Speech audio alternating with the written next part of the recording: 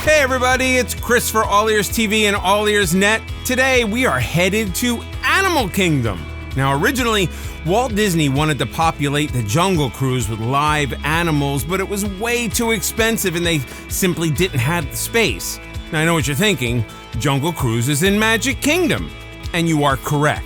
But in Animal Kingdom, Walt's original vision of a ride offering where guests could actually experience wild animals came into fruition. We're going to take you on a wild ride. Well, I guess it's more of a ride in the wild, and give you some fun facts and tips about Kilimanjaro Safaris.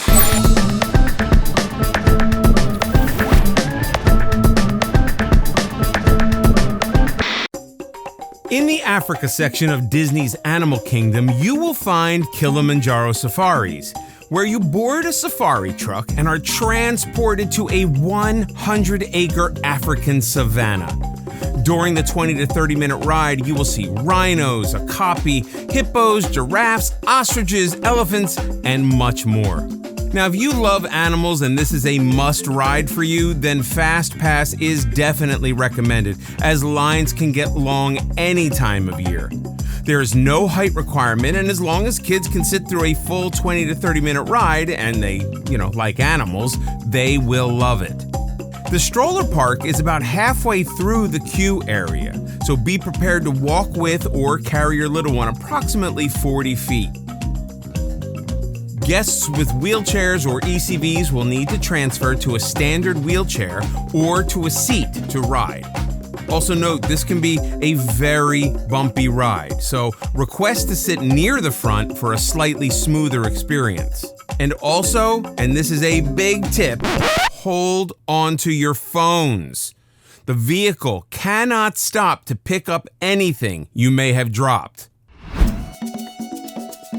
Depending on how much time you have for your trip, we definitely recommend riding this at different times of the day, as, like in the wild, you'll see different animals at different times of day.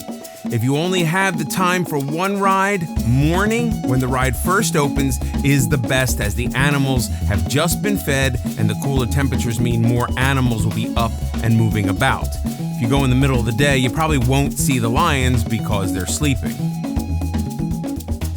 When you see the vehicle driving over the chains, it's to help separate animals.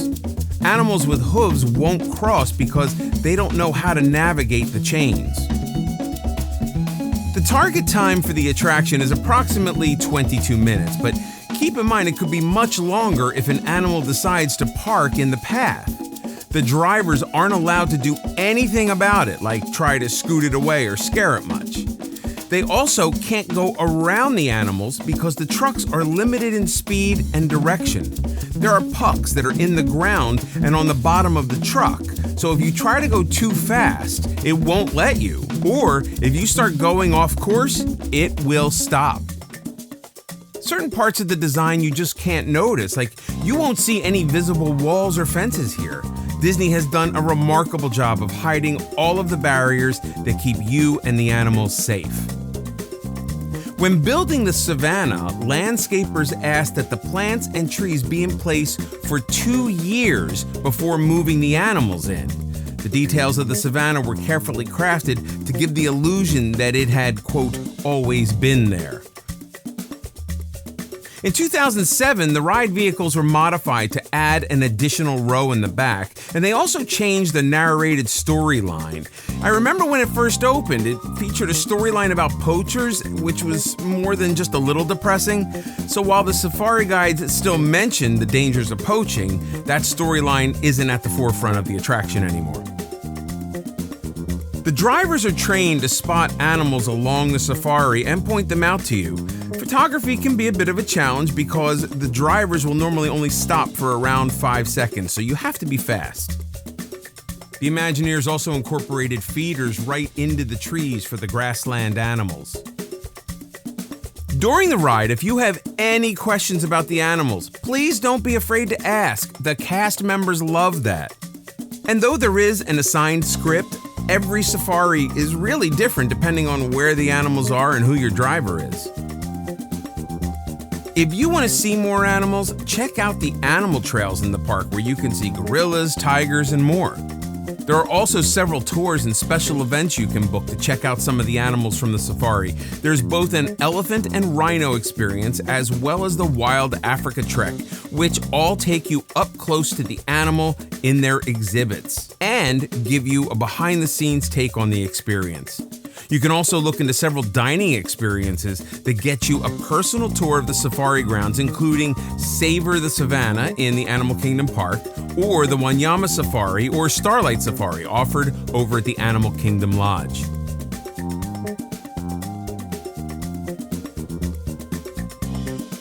One of the biggest problems with lions is that they like to sleep in cool places. Well, it's not a problem for the lions, but it's a problem for people wanting to see the lions. And the rocks baking in the Florida heat, well, they get pretty hot. So the Imagineers came up with a pretty incredible solution. They found they could pipe cool air through the rocks. That kept the surfaces cooler, and that encouraged the lions to lay on them in front of the guests. There's also big ditches that you really can't see between you and the lions, for example, so they can't get close to you. So, is the safari a must-ride for you?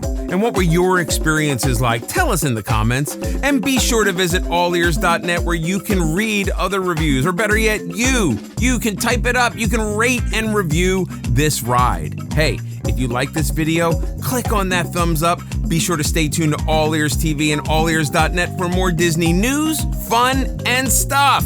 And follow us on Instagram at AllEars.net. New to the channel? Check out our other ride videos here. And please subscribe to AllEars.net. Don't forget to clang that little notification bell so you immediately get notified when we post a new video. This is Chris for All Ears TV. See you next time.